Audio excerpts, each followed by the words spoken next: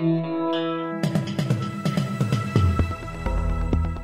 listening to the Batuta Advocate's weekly news wrap on Desert Rock FM 96.5. Welcome back to the Batuta Advocate weekly news bulletin. Got all three of us from the newsroom in the studio today. You've got myself, editor Clancy Overall. We've got Cadet Wendell Hussey. We still call him Cadet even though he is on a pretty handsome salary. And of course we've got Errol Parker, who is in strife with the missus and he won't tell us why. Well, mate, let's gloss over that. Let's get on with this news bulletin because it's hotter than Clive Palmer's fucking gooch in this fucking news studio today. So what do we got up first, Wendell? Let's get going. We'll rip in with a big international and national story, and the headline on that one is 1 million Uyghurs in detention camps praise China's humanitarian stance on war crimes. Yes, it was all teed off this week between Australia and China. The CCP are firing off provocative memes and our government is blowing up. Using the whole thing as a perfect distraction from, of course, you know, the war crimes and whatnot. They've potentially ruined our relationship with China. They're our biggest trading partner, who we rely on the most. And with all that back and forth going on, the 1 million Uyghurs who are or have been in re-education camps or labour camps in China's northwest have thrown their support behind the Chinese government. They are reportedly hoping that this newfound desire to hold people to account for human rights abuses might result in them being released from their prisons.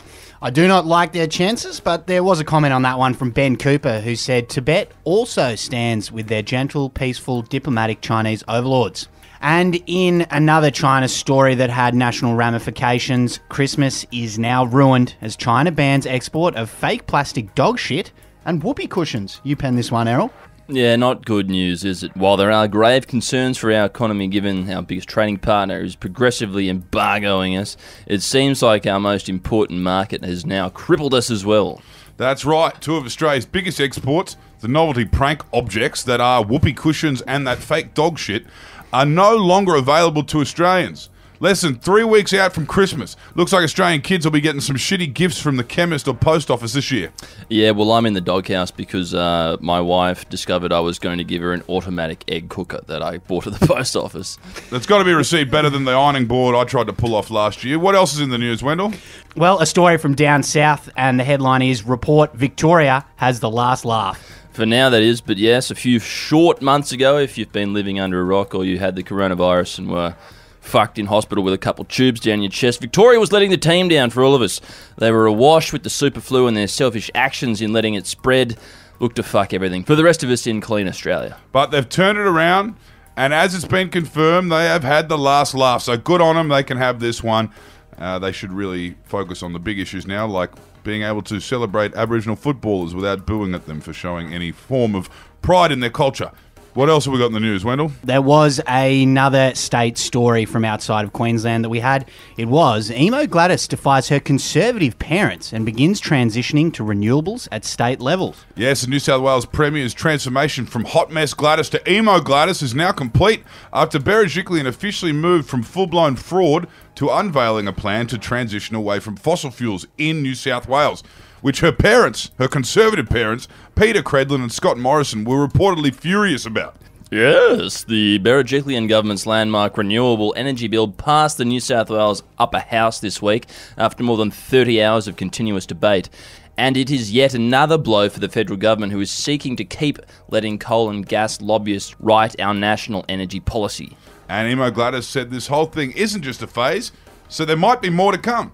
And in some local news from here in Batuta to round out the week, a bottle shop worker has saved time by coward punching bloke buying little fat lamb. While working the infamous Friday evening shift at Batuta's Beer and Goon, Aaron Menzies noticed one customer was waiting to purchase 2 bottles of Little Fat Lamb, a legally grey alcoholic soft drink best known for being 8% alcohol and turning your spew pink. So instead of letting the man purchase it, he just walked straight up to him and punched him in the back of the head as hard as he could, like he was a Gold Coast local who'd just been bumped at the bar. Yeah, well, it saved him from having to spend time drinking the stuff at about $8 as well. You know, I think this is the stuff that Darren Hinch blew his first liver out with. Tastes like ginger ale, I believe. Well, you'd know, you're a young fella, Wendell. Yeah, it does. It does taste like ginger ale. And we spoke to that man who was coward punched. He was in quite a stable state afterwards and said he actually felt better being punched in the back of the head than he did if he would have actually drunk those bottles of Little Fat Lamb. So all's well that ends well. He would have got punched anyway, but yes, he was able to avoid polluting his body with 8% alcohol and fortified wine. And also glad, too, he didn't have to go and meet Charlie Teo down there in the big smoke to put his brain back together. So all's well that ends well. Exactly, Errol. Righto, that'll do us for this week. Thanks for tuning in. We'll join you again in 7 days' time. See ya. See ya. Fucking hot.